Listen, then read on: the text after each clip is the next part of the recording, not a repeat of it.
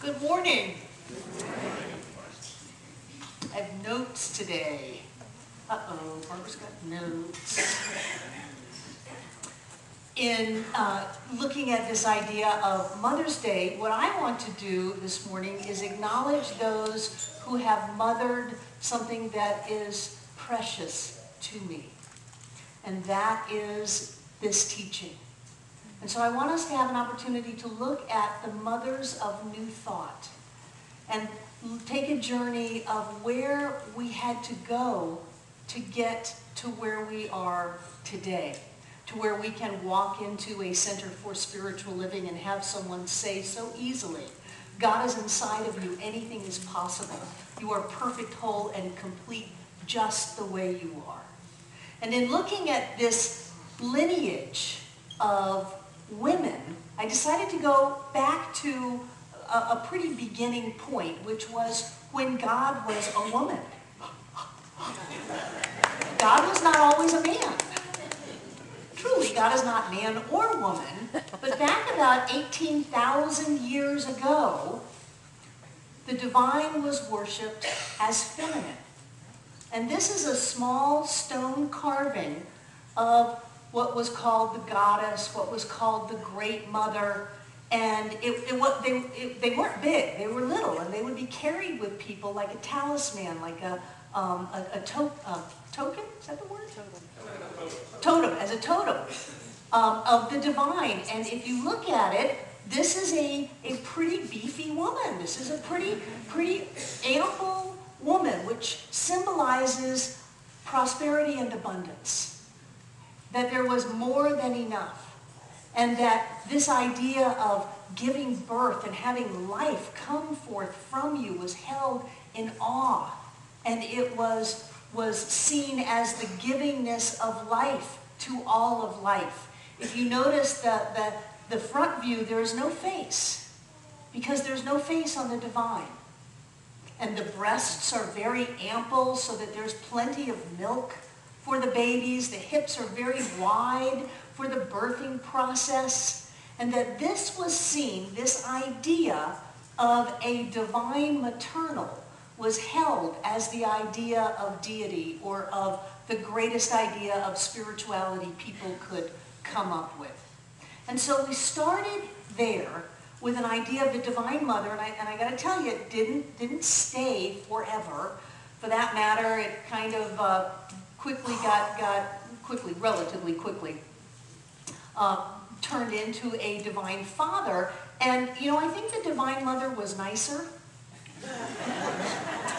than the guy who ended up on the cloud with the lightning bolts and the blessings and all of that. And men, I'm going to talk about women this morning, so just hang in there with me. I love you. But we've all socially and culturally been on quite a journey over these last couple of 100 years. So there are going to be some things that I say, and I'm not looking at you personally as being responsible. Please don't take it that way. There were the Greek and Roman goddesses. There were the Celtic goddesses. There were the healers. There were the midwives that were later looked at as the witches, because they were going out from the home and they were practicing herb lore and doing things that they were not sanctioned by, at that time, the male-dominated culture. And that, we know how that ended up all the way to Salem. It was not a happy thing. But there was this thing about the feminine bringing forth healing and nurturing and life. And then getting on to New Thought, I went, and I'm going to start back really before the mothers of New Thought, to some of the key influential people. And I went back to a woman named Helena Petrovna Blavatsky. She was called Madame Blavatsky. Look at those eyes. She started the Theosophical Society, which is still active today.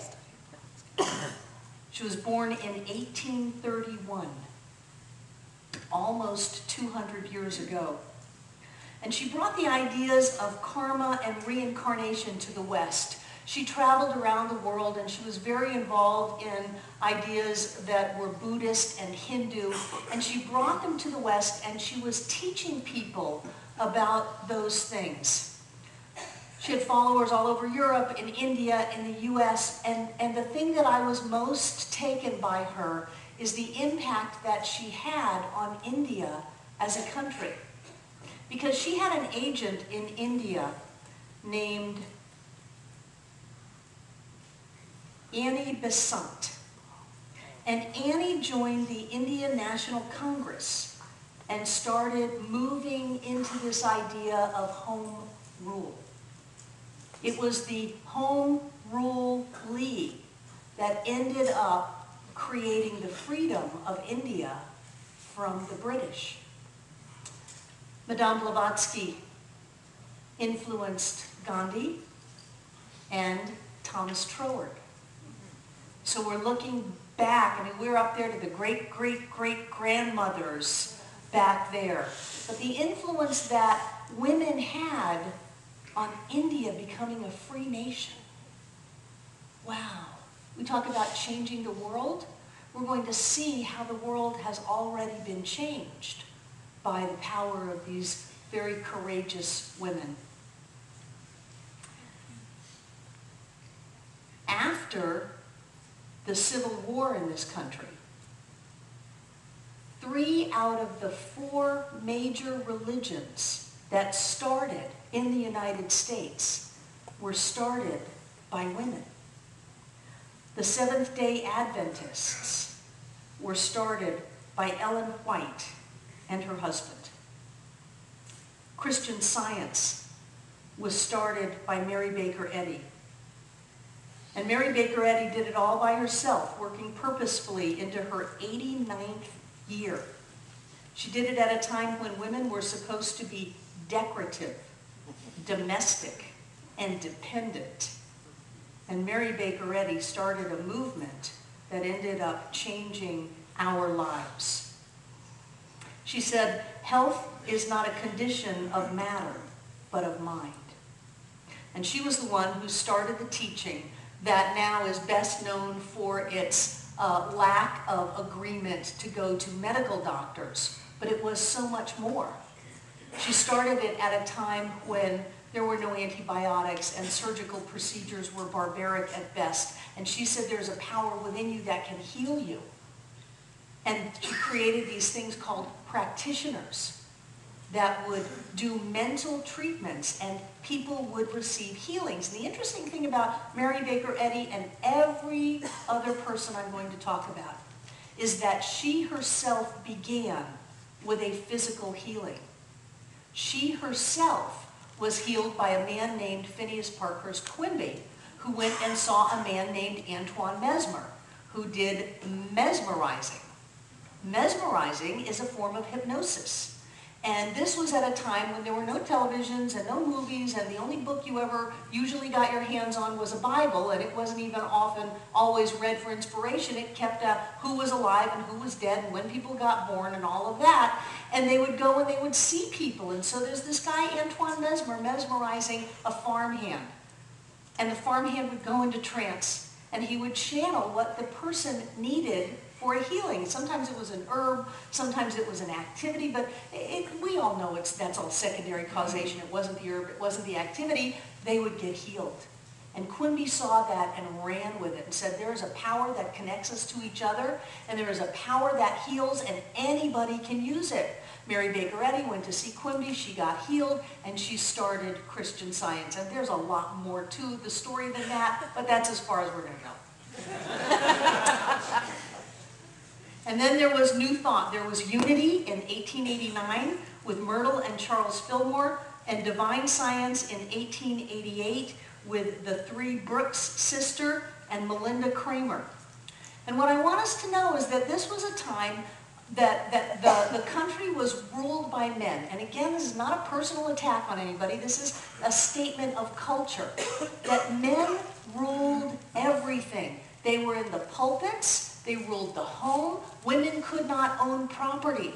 If a woman inherited property from her father, it went to the husband. She was not allowed to own it herself. If a woman got a divorce, the father owned the children. There was no custody battle. The father owned the children. And if a woman got a divorce, she often moved out of town to a new city and proclaimed herself a widow because of the social stigma that was attached to someone being divorced. The levels of abuse were high. Life was hard. Wash day was about making a fire in the yard, putting a big pot out there and starting water boiling, putting in the soap that you made by hand with your own fat and wood ashes and lye, putting the clothes in and boiling them and stirring them with a big stick. Then there was rinsing and drying and bluing and starching and ironing and all that before you killed the chicken, plucked the chicken, cooked the chicken to take care of the dinner and stayed up late by a candle to sew. That was the kind of life that people were living, and there were not a lot of options to that. And yet, Mary Baker Eddy and Emma Curtis Hopkins were divorced, and they didn't hide it. They went on with their lives, and they created something magical. And Nona Brooks, who we're going to talk about with Divine Science, they called her a Spencer. Is that the word? Spinster. But if you look at some of the writings, and there weren't a lot of writings about these women because their personal lives were not important because they were women. But if you look at some of the writings about Nona Brooks, she wasn't married, but she had a very special female friend. I tell you, we got it going on from the beginning of our roots. And while other strong women such as Susan B. Anthony and Elizabeth Cady Stanton were marching around the capitals of various states, Mary Baker Eddy was building a church organization that would cover the nation with Christian Science reading rooms and churches, and Emma Curtis Hopkins was teaching huge classes that would produce New Thought churches all over North America.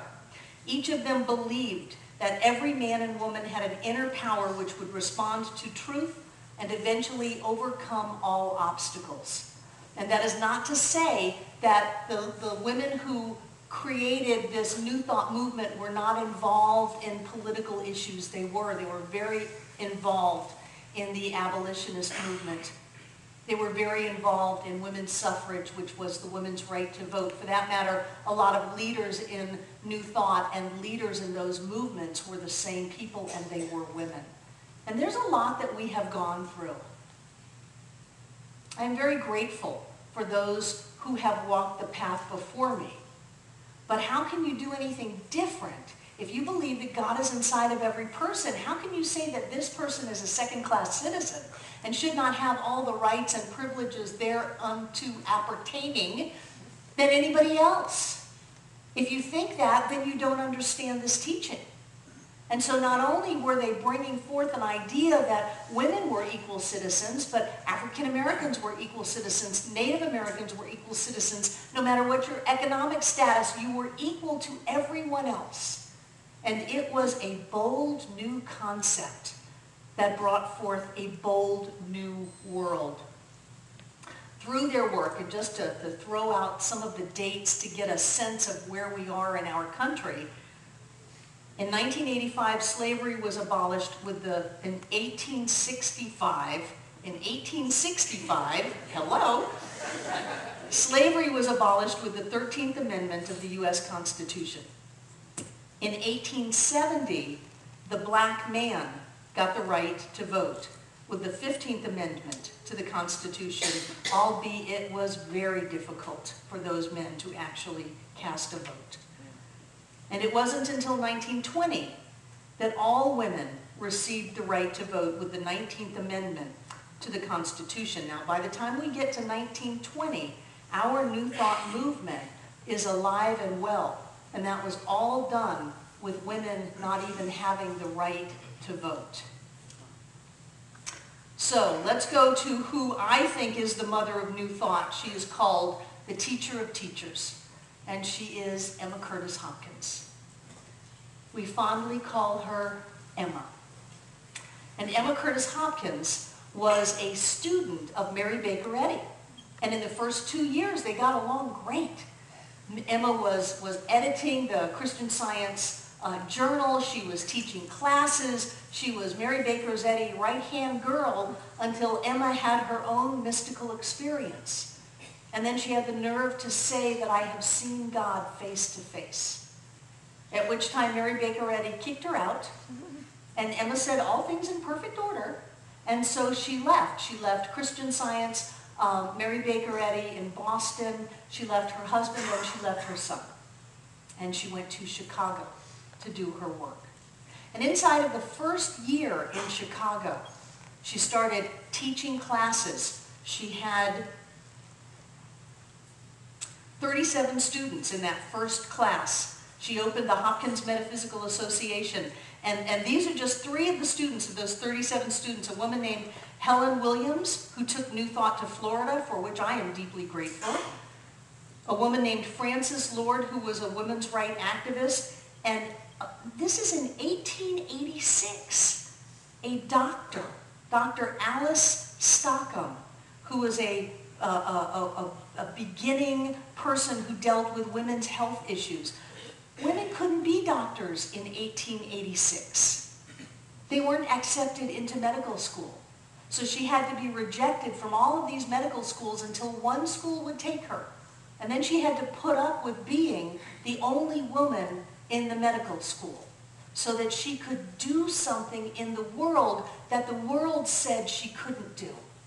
That was the type of person that was attracted to this teaching in 1886. Someone who could look inside of herself and say, I am willing to put up with all of the seeming obstacles around me to allow that which I am to come forth and to shine brightly.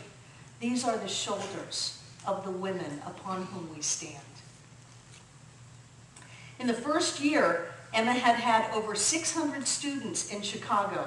She had branches of the Hopkins Metaphysical Association in Illinois, Ohio, California, New York, Iowa, Maine, Nebraska, Wisconsin, Michigan, and Minnesota in 1 year. In 1 year, she did that. Her teachings were so powerful, she could quicken someone and send them out into the world to spread the light. She published magazines, and here are a couple of her quotes. She said, I do not believe in evil at all. I believe in the good. He who is bold enough to navigate this truthful sea will come in contact with the beings who ministered to Jesus Christ in the wilderness and greet the joyous hosts who fought for Elijah in the mountains round Samaria. Those beings are the united Spirit of God. They are one in substance, one in truth, one in light. She said, God is the only substance. There is no substance but God. There is no absence of God. There is no absence of substance. Nobody is ever absent from us. No good thing is absent from us. Good is never absent. Prosperity is never absent. It is the same as saying God is absent, to say prosperity is absent. And so they started teaching not only physical healings, but prosperity. Now this woman taught Myrtle and Charles Fillmore, who started Unity. She taught Emily Cady, who wrote Lessons in Truth. She taught Melinda Kramer, who co-founded Divine Science. She taught Kate Bingham, who taught Nona Brooks, who also co-founded Divine Science. And she taught a woman named Helen Wilmans, who taught prosperity at a time when women didn't teach, much less taught prosperity. She retired to New York in 1895. And she lived in retirement for 30 years in a hotel. And during that time, she taught Ella Wheeler Wilcox, who is the poet laureate of New Thought. You never can tell what your thoughts will do in bringing you pain or love, for thoughts are things, and their airy wings fly fast as a carrier dove. They travel the laws of the universe. Each thing must create its kind and fly o'er the track to bring swiftly back whatever went out from your mind. Ella Wheeler Wilcox. And one of her last students that Emma Curtis Hopkins taught in that hotel room in New York was Ernest Holmes. And Ernest's brother Fenwick speaks of that time by saying Emma was a very potent influence on Ernest. Her influence enhanced the mystical element within religious science and countered the primary intellectual approach. And you can see in Ernest's writings the mystical that comes farther and farther out of him until we get at last to his great epic poem, The Voice Celestial, which is just a mystic's journey through life on planet Earth. So Emma touched all of those people who touched all of those people. And some of those people are us. The next one that I want to acknowledge is Myrtle Fillmore. And Myrtle was not happy. She was not happy. She had little children. She was very, very sick, and her husband was not good with money. Her husband went on these wild schemes, lost all the money, and Myrtle was stuck at home. She had what we now think is tuberculosis. She had big respiratory problems, was totally overwhelmed, and she read an article in 1886 by a man named E.B. Weeks, who was a student of Emma Curtis Hopkins. And she read the article and she tried the techniques in it, and she had a dramatic improvement in her health. And so after a while, she convinced her husband, Charles, to try these. And Charles had been born with a gimpy leg. And his leg got stronger, and his leg moved better, and his leg held his weight for the first time in his life. He had a physical healing. And so Myrtle and Charles talked Emma into coming to Kansas City. You know, Kansas City is where Unity is.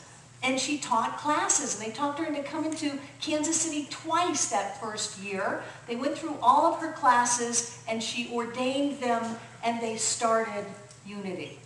They started Silent Unity, which is still very active today. Millions of people have written first.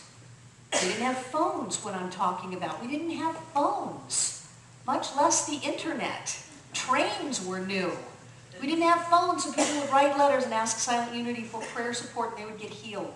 And Silent Unity has touched the lives of millions and millions and millions of people through these women who said there's got to be a better way, and I'm willing to go completely out of what society expects of me to find it.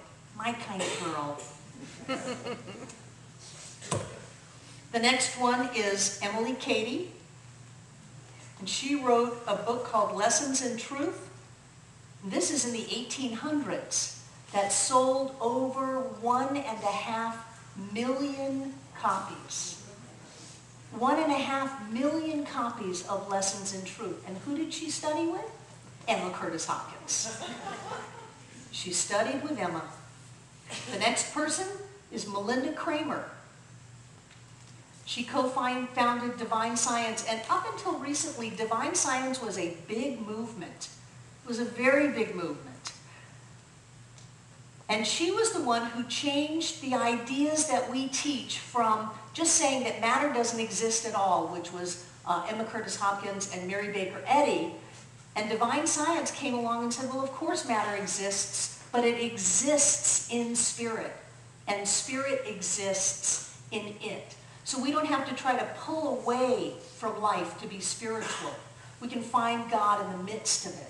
And God is in the midst of the illness, and God is in the midst of the money, and God is in the midst of the circumstance, instead of just trying to convince ourselves that it's not real and it's not happening. It changed the way we saw the world. She published a magazine called Harmony Magazine, and this was its purpose: to teach that God is infinite and ever-present, that there is no other power, that there is but one mind and one life, to teach that faith is wholeness, health, and happiness, that truth is religion, and that religion or truth frees us from all error and sorrow, that matter has no power over spirit or divine mind, to supply a simple method by which to come to full realization of truth, and the Christ method of healing. That was the purpose of her magazine, and that was back in 1888. 1888. We think we're so new. The next one is a woman named Nona Brooks. She also founded divine science. And in 1887, she had throat cancer and studied with a woman named Kate Bingham, who was a student of Emma Curtis Hopkins. These women had a change in their life. Why did she have throat cancer? Because she couldn't say what she needed to say. She had to keep shoving it. Have you ever shoved it and gotten sick? You shove it down, you get sick. So where did she get cancer? She got it in her throat. And then she had this amazing healing. And what did she do? She started saying what she needed to say. She said that God is everywhere, God is all, and God is here. That was her mantra. That's what she would teach people to say. So in honor of Nona Brooks, let's just say it out loud. You say it after me. God is everywhere. God is everywhere. God is all. God is all. And God is here. And God is here. Yeah. Into the 1800s. Imagine big rooms of people shouting that out over and over and over again. It was brand new. It was not the hellfire and brimstone that they had been raised on. It was brand new, and it was coming out of the mouth of a woman. These were great and glorious days. This woman was the very first woman minister in Denver, Colorado. She opened up Divine Science on January 1st, 1899. And I was thinking about that. I was talking to John this morning. I said, that's why Mile High Church is so big. Because they had Divine Science there for 100 years. And Divine Science has kind of faded away, but religious science hasn't. Science of mind hasn't. And there's that consciousness there. People in a center can change the consciousness of a city. It happened with Divine Science in Denver, and it happens with this center in Asheville, North Carolina.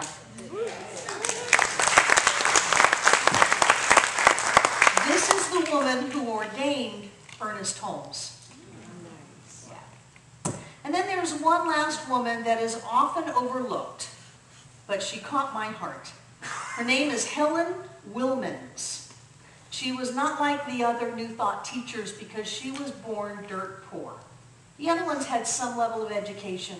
They had some level of awareness. But this was a poor child, and she was living a poor life. And in 1886, she studied with Emma Curtis Hopkins. She had a journal that was going out of business. Her husband was too sick to work. So she went home and she healed her husband and sold her journal. And she started writing and teaching people that if you can have a physical healing, you can have a financial healing. She did absent treatments, and she had a study course through the mail. Now this was at a time when, because she had a study course through the mail, the Postmaster General filed fraud charges. Because obviously you cannot heal anyone long distance, and you can't do anything through the mail. And although she was never, that never was ruled against her, in the meantime, she lost her fortune. These are people that have gone up against, look at that, jeez, Barbara. These are people that have, that's to me, these are people, you can go to the next slide, these are people that have gone up against obstacles that are so much greater than anything we know. Things that are so culturally and socially ingrained that if you go out of that, the chances of being hurt are high. The women who fought for women's votes, they were arrested. One woman died in prison. They were hurt because they had an idea, an opinion, a desire to have a better life because they weren't willing to keep quiet about it anymore. There was an opening in our country at this time that this New Thought movement moved forward. The railroad system had opened up lines of communication so that we could have traveling teachers. They didn't have big centers like this. They got on a train. They taught in boarding houses. They gathered people up. They lived on the road so that they could teach and teach and teach and teach and teach, to charge those that they taught to go out and teach. That's how you have a movement. You get a healing, you have a physical healing, you have an emotional healing, you have a financial healing, you have a healing in your life, and you don't keep it to yourself. You go out and you teach everybody around you so that more and more people get this new thought, this new idea that says God is inside of every one of us. And it doesn't matter what the laws are. It doesn't matter what the circumstances are. There's a power and a presence within us that we can use, and it's good for everybody. And so I have to look at myself and say, what do I call my obstacles in my life? We are their legacy. What's my legacy? What are your obstacles in your life, and what is your legacy? And if you want to have your legacy, I guarantee you, you're going to have to go beyond your obstacles. These are women who stood in the face of all kinds of prejudice, of abuse, of pressure, and they said, no, I will not back down from what I believe. I'm doing a great work and I cannot come down. And they lived their lives in such a way that they changed the consciousness of our country and of our world. And so I ask you today on this Mother's Day of honoring that we have received from all the mothers in our lives. What have we done with it? What is ours to do? And what are we allowing to stop ourselves? Because whatever it is, it's nothing. Simply turn away from it. Know that God is inside of it. God is all that there is. God is right here and right now in us, as us, is us. There is nothing that we cannot do, and I believe that we have a responsibility to all of those whose shoulders we stand on, to do all that we can do, to lift our own consciousness and the consciousness of everyone around us. For me, it is the mothers of New Thought that have given me the opportunity to be the woman that I am today, and I am not stopping here. And so